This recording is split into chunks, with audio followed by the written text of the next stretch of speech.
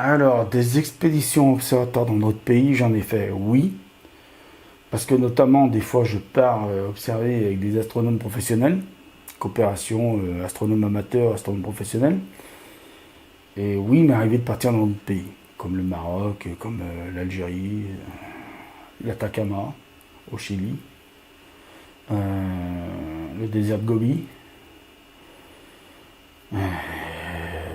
Alors, le désert de Gobi, ça se trouve en URSS, hein, près de la Mongolie.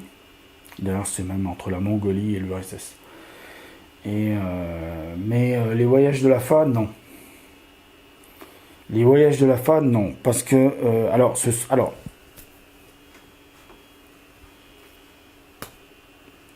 ne vais pas dire que ce sont des vilains voyages, ce sont de superbes voyages. Et si un jour j'avais les moyens d'en faire un, j'en ferais un. Mais, même avec ma réduction membre de la FA, c'est beaucoup trop cher. Moi, je ne peux pas mettre 2000 euros, 3000 euros, 5000 euros dans un voyage. Les voyages de la FA, c'est de 2000 à 5000 euros. Tout dépend où vous partez, combien de temps vous partez et à quelle période vous partez. Mais c'est de 2000 à 5000 euros. Moi, j'ai pas les moyens. Je n'ai pas les moyens. Quand je suis parti avec les autres, c'est parce qu'on avait un financement. On était financé, donc on ne payait pas le voyage. D'accord ? La FA, tu payes ton voyage. Et 2000 euros pour une semaine, c'était où la dernière fois là, une semaine, 2000 euros, c'était au cercle polaire, une semaine pour voir les aurores polaires, les aurores boréales. 2000 euros pour voir des aurores boréales, je suis désolé. Tu as des voyages chez des voyagistes qui coûtent 1000 euros pour une semaine, ou même, j'ai même vu même 750 euros pour une semaine. Si tu choisis bien ta bonne période, tu peux aller les voir toi-même pour 750 euros. Tu peux passer une semaine, les nuits, à passer voir des aurores boréales. Mais il faut y aller à la bonne période. Par contre, il faut que le voyage du voyagiste tombe à la bonne période. Mais voilà. Alors, j'ai essayé de demander un jour pourquoi ça coûtait aussi cher. On m'a toujours pas répondu. Je pense qu'on ne me répondra jamais. Mais c'est pas grave. Ce sont quand même de très très très beaux voyages. Alors, une organisation impeccable, hein, aux petits oignons. On ne vous laisse pas comme ça dans la nature, en plein milieu du désert de Gobi, par exemple, si vous partez dans le désert de Gobi avec le voyage de la FA. Mais non, je ne peux pas mettre 2000 euros dans un voyage. 2000 euros, alors 5000 euros on oublie, 3000 on oublie, mais non, il y a des voyages qui coûtent plus de 5000 euros, non, c'est pas possible. Non, je peux pas. Honnêtement, je peux pas. J'ai pas les moyens. J'avais déjà pas les moyens de payer mon 203. C'est bien parce que des circonstances ont fait que j'ai pu avoir de l'argent et commencer à le payer. Mais non, ce sera jamais. Ou à moins que je gagne un loto. Mais comme j'y joue pas, je suis pas prêt de gagner. Donc voilà. Voilà. Donc on va passer à une autre question.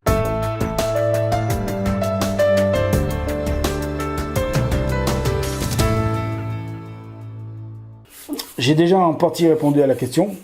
Donc les stages 1, 2, 3 étoiles proposés par la FA, je vous les conseille. Moi, à mon époque, quand j'étais tout petit, ça n'existait pas. Enfin, il n'y avait pas de club vers chez moi qui en faisait. Voilà, c'était pas autant développé qu'aujourd'hui, donc j'en ai pas fait. Mais je les conseille. Je l'ai déjà dit, je les conseille, donc je ne vais pas faire plus longtemps là-dessus. Je les conseille. Alors, ça coûte un certain prix. Je vais le redire. Si vous faites partie du club qui propose, vous avez un tarif préférentiel. Voilà. J'espère que j'ai répondu à la question. Et on va passer à la suivante.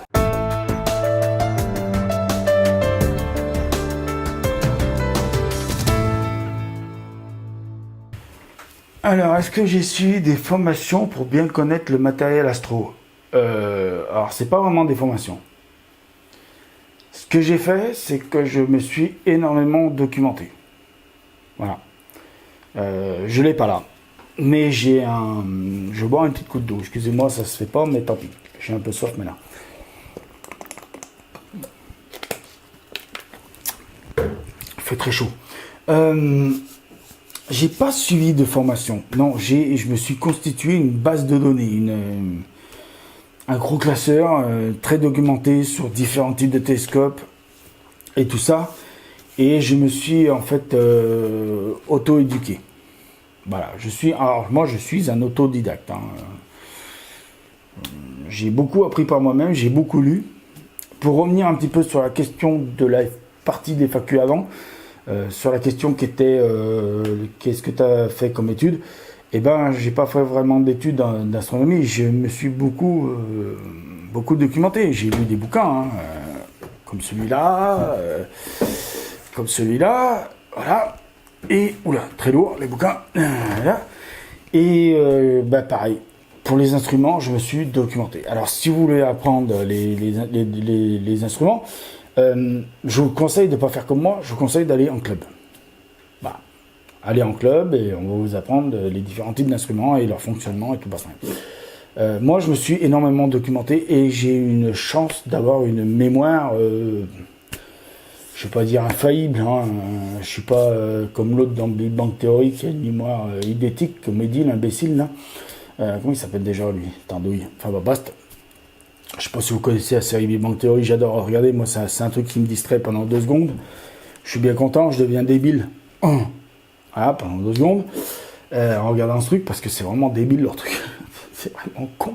C'est con leur truc, mais bon, ça me fait énormément marrer quand je regarde ce truc. Non, pour revenir à la question, il faut vous documenter. Voilà, vous allez passer des heures et des heures sur les sites internet qui vendent de l'instrument. Allez passer des heures et des heures sur AstroShop. Voilà. astroshop.de, vous allez là-bas et vous passez des heures et des heures à lire les fiches techniques, machin et tout bassin. Voilà. Il n'y a que cette façon-là pour vous rentrer tout ça dans la tête et aller dans les clubs, aller voir les amateurs experts et tout ça. Et, ils vous donneront toutes les clés pour apprendre les instruments, les différents instruments et les utiliser et tout ça. Mais il faut beaucoup se documenter. Il faut passer des heures et des heures. C'est un travail de dingue. Vous voulez atteindre une certaine connaissance, il faut passer des heures à travailler. C'est du travail. Il n'y a que ça. Il n'y a que ça. Et travailler. Voilà. Travailler à fond tous les jours, matin, midi, soir. Et puis alors, il faut penser qu'à ça. Vous êtes astronome, vous voulez être astronome comme moi, eh ben vous faites ça de 24 heures sur 24. Vous mangez astronome, vous faites pipi astronome, vous pissez astronome, vous faites caca astronome, vous dormez astronome, vous faites tout astronome. Voilà. Et 20 ans plus tard, vous serez peut-être comme moi. Mais le travail. Il n'y a que ça qui... Je vois pas comment on peut rester comme ça. Et tout d'un coup dire tiens, je connais les instruments. Bah non, ça marche pas comme ça. Voilà, donc prochaine question.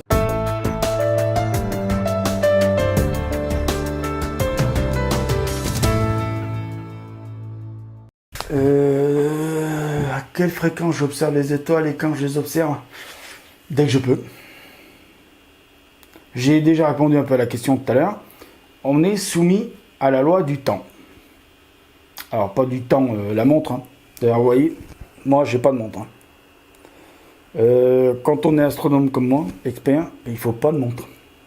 Il faut pas compter son temps. Mais on est soumis aux affres de la météo. Pour parler du temps, on est obligé de se fier à la météo. On est obligé d'être un petit peu météorologue. Voilà. Alors, on n'est pas météorologue comme les ingénieurs météo, mais on est obligé d'avoir un peu des connaissances en météorologie et se faire un peu météorologue et connaître un peu sa météo et essayer de savoir si la météo, le jour de l'observation va être clémente ou pas clémente, machin, ou si on va avoir une fenêtre d'observation. Voilà, il faut... donc les fréquences, tout ça, c'est quand je peux. Il peut m'arriver des années où je vais faire... je sais pas, 10 sorties, parce que l'année, le temps ne se prête pas vraiment. Et il y a des années où j'ai pu faire jusqu'à 60, 70, 80, 120 sorties. Il m'est même arrivé une année à faire 160 sorties. Mais on est soumis à la météo. Voilà. On est soumis à la météo. Moi, il m'est arrivé une fois de faire une sortie en plein hiver. Un beau ciel d'hiver, en plus pas de lune, nouvelle lune. Avoir un ciel étoilé magnifique, être dans une région où pas de pollution lumineuse, rien. Pas un pet de nuages, le seeing nickel. Alors on sort les instruments, on s'installe, machin, on les laisse à température. Parce qu'à l'époque, les instruments, il fallait les laisser à température. Maintenant, avec les Schmitt 4 grains, avec la lame de Schmitt, il n'y a plus besoin. Mais à l'époque, il fallait laisser les instruments qui étaient ouverts, il fallait les laisser se mettre en température. Et donc, on s'installe, on commence à laisser on commence à faire l'observation parce que tout était en place, les mises en station étaient faites et tout, donc on commence à faire nos observations. Et ça faisait même pas une heure qu'on observait, tout d'un coup des nuages qui sont arrivés, mais alors d'un coup, et une neige épaisse, collante. On s'est dit, mais comment on va faire pour entrer les instruments? On a eu en même pas 2 minutes 10 cm de neige. Donc on a vite rentré les instruments comme on pouvait. On les a vite mis dans les voitures comme ça, sans trop les démonter. On a vite foutu dans une bagnole. Et puis après, comme on avait plusieurs voitures, on s'est foutu dans une autre. Et on a attendu que ça passe et on a attendu le lendemain pour finir de ranger les instruments parce qu'on ne pouvait rien faire. Rien du tout. Donc voilà, ça peut arriver des trucs comme ça. Et là, c'est... je ne vais pas dire le mot, mais je vais le dire, c'est la merde. Là, c'est la merde parce que vous avez les instruments qui sont pleins de neige, tout mouillé, il faut les faire sécher. Et prier qu'ils n'aient pas pris l'eau dans l'électronique. Parce que c'est pas étanche. C'est pas étanche un télescope. Hein. Alors, méfiez-vous, c'est pas étanche. Hein. Dites-vous pas, dans 2 heures, il y a un orage, j'ai le temps d'observer avant l'orage arriver. Non, parce que la météo va vous dire que l'orage arrive dans 2 heures. Mais dans la réalité, l'orage, il peut arriver sur vous, mais très vite. Et l'instrument, c'est pas étanche. Donc, à vous de voir. Voilà. Allez, prochaine question.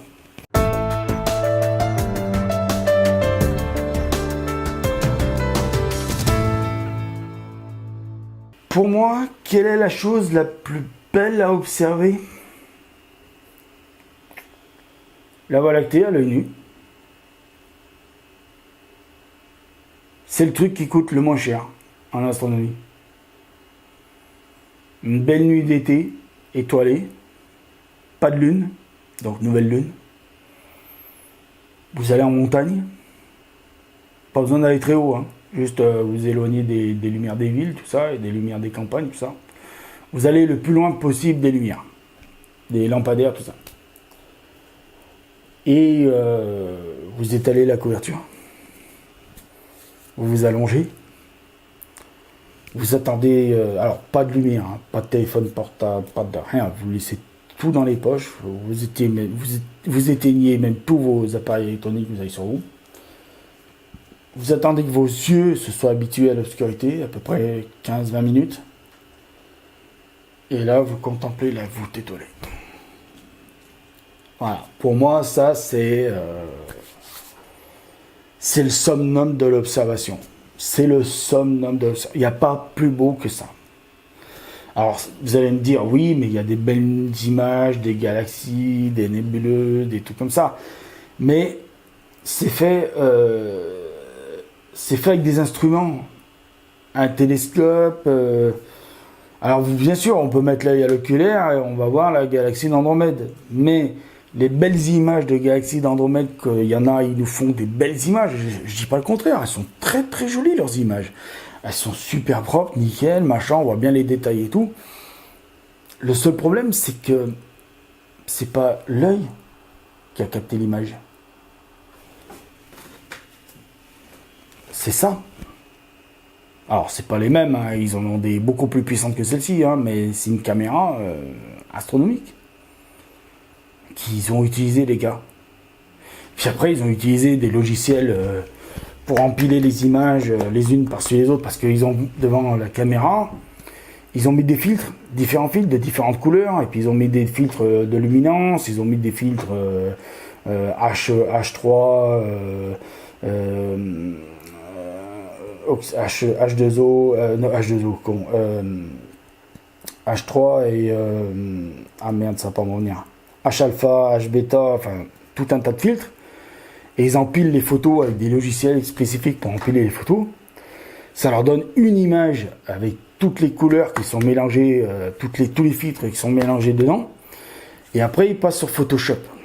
Et ils passent des heures sur Photoshop. Donc l'image, à la fin, elle n'est pas en couleur réelle. C'est ce qu'on appelle de la couleur trichée. C'est un peu ce que fait Hubble. Hubble, normalement, toutes les photos qu'il prend, il les fait en noir et blanc.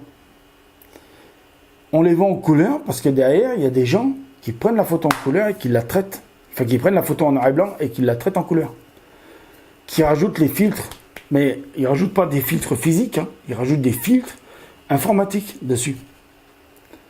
Donc, c'est ce qu'on appelle de la photo trichée. Moi, j'appelle ça de la photo trichée. J'appelle ça de la photo truquée. C'est pas réellement ce que votre œil va voir. Si vous regardez la galaxie d'Andromède avec votre œil dans un oculaire, vous allez la voir très pâle, très grisonnante. Si vous mettez une caméra à la place de votre œil, et vous mettez tous les filtres que je vous ai dit, si c'est pas une caméra couleur, par exemple, ça c'est une caméra couleur, donc il n'y a pas besoin de mettre les filtres. Mais si vous avez une caméra en noir et blanc comme ils utilisent les professionnels, parce que les professionnels ils n'utilisent pas des caméras couleur, ils utilisent des caméras noir et blanc. Après ils mettent des filtres devant. Pour faire la couleur justement. Et des filtres luminance et des filtres machin, tout ça. Enfin bon, tout un tas de filtres. Ils en utilisent des fois jusqu'à 10 différents. Et donc ils empilent tout ça. Et donc, moi j'appelle pas ça j'appelle pas ça la réalité. C'est de la retouche photo. C'est quand vous voyez ces superbes jeunes filles, mannequins, machin et tout, sur les panneaux publicitaires qui vous vendent de la pommade ou de la pilule pour bronzer, machin et tout. Je suis désolé, mais la fille, il faut pas me faire croire que la fille, elle est taillée comme ça. Elle est photoshopée, la gonzesse. Elle est photoshopée à mort.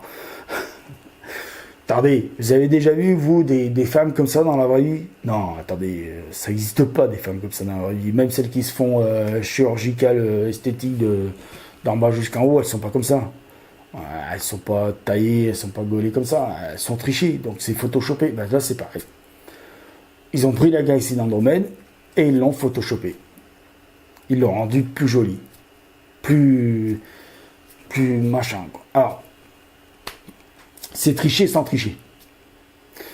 Parce que si on prend un vaisseau spatial, admettons qu'on prenne un vaisseau spatial, qu'on a un truc qui va assez vite et qu'on puisse aller la rejoindre en domaine, on la verra telle qu'on la voit sur les photos.